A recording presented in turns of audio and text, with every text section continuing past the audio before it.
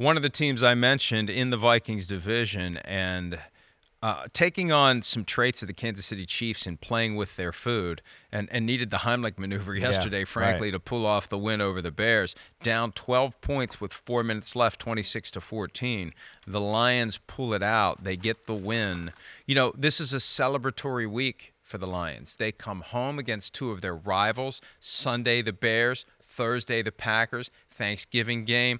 For the first time in years, the Lions are relevant. It makes Thanksgiving They're better. not the Washington Generals on Thanksgiving. They're the Globetrotters on Thanksgiving. Yeah. And here come the Packers playing the role of the Washington Generals. But you still got to take care of business. And for a long time yesterday, they didn't. And, you know, one of the risks for the Lions is you get this stretch of games where you should win, and you win. But if you don't find some fights, it's kind of beneficial to for be them in some dogfights. to be in, because that'll prepare them for what's to come, because it's a far cry. The Bears rolling in from the 49ers or the Eagles or the Cowboys coming to town. And they'll see the Cowboys week 17 in their building. But if they end up with the 1 seed, they got to be ready to hold serve when everyone's saying how great you are and let's go do this. Yesterday, I think, is a reminder to them that for as good as they are, they still have to earn it week in and week out. Can't fall asleep at the wheel, right? That's the big thing. They were the better team on the field yesterday. There's no doubt about that. There's some things to be concerned about. Again, their defense, right? Justin Fields, the Bears, they ran all over the Detroit Lions offense. Fields made some big plays in the pass game. I think the defense is what I question in Detroit more than anything. Is there enough high-level, big-time talent there? I do believe for the most part they're a pretty good run-stopping defense. But, you know, pass rushers, there's nobody elite there other than Aiden Hutchinson. We kind of talk about this lack of, like, blue-chip talent, I think, on the defensive side of the ball. That's what worries me about Detroit. They don't really want to play man-to-man. When they do play man-to-man, DJ Moore goes on a deep post for a touchdown, and Justin Fields hits him. You know, that's not the kind of team they are that way.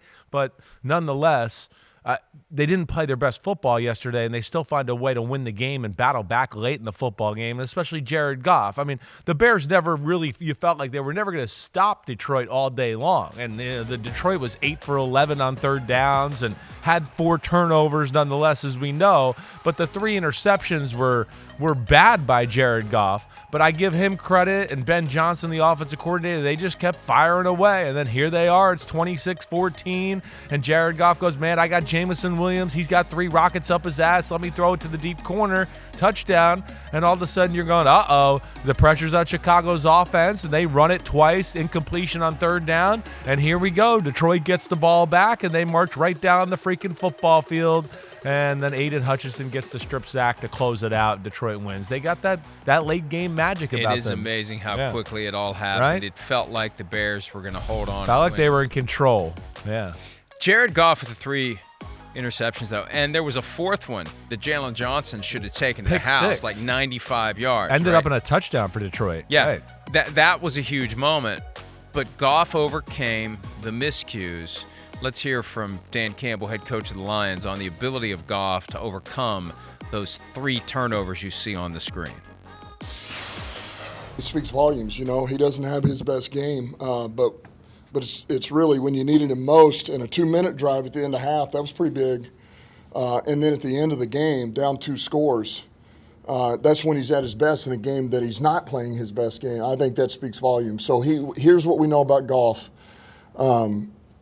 At the very least, he's going to be mentally tough and physically tough, and you can always count on that. You can bank on that. And today, he showed his resiliency, you know. And when we needed those plays, man, he showed up in no huddle mode. It was awesome. Yeah, you got to forget about the mistakes, or they're only going to get worse. They're going to keep happening. If you obsess over it, you just got to move on and forget about it. And that showed growth and maturity from Jared Goff. And he's been through a lot. He's been fired by the Rams. No doubt. He was fired. They gave away a first-round pick to get rid of him. They didn't just cut him. They had to attach. Remember the old thing they'd say, the insult to the kid, you're so ugly. They had to put a pork chop around your neck to get the dog to play with you. They had to put a first-round pick around Jared Goff's neck to get the Lions to take him. Right. It's amazing, and it's a lot like we talked about a little bit with Sean Payton, Russell Wilson, right? The rewiring of Russ or whatever. This group right here: Ben Johnson, Dan Campbell, Mark Brunell, the quarterback coach. I think it was the perfect trio to kind of, like we talk about, put the poker to Jared Goff's butt a little bit, get him going, got him to play a more fearless style of football ever since he's come from the Rams to Detroit. That's the thing I respect about it. This is a bad interception, early on in the football game. There's the pick six that you talk about with Jalen Johnson dropping. Again, Jared Goff's been great at taking care of the football for the most part, but yesterday was not his best day, but it didn't stop him from standing in the pocket, hanging in there against the pass rush and making big throws. And then, of course, with Detroit, with the way they play and how good their offensive line is, you can't ever disrespect the run. So he gets so many good, beneficial looks on the pass game and made some big plays. With those mistakes, of course, gave Chicago a great advantage, and they're going to be sick that they didn't pull this one out. Even after their first interception, Trenton Scott, the receiver, number 13, he fumbles. He missed an opportunity to catch the go route. Remember late in the football game where we all felt like he kind of slowed up and then just fell like to the hitch, left? like Right. a little hitch, if we have that, because that was a big move. moment, right? Hi, it's Mike Florio. Thanks for watching PFT on YouTube. Hit subscribe for the latest news and analysis from Pro Football Talk.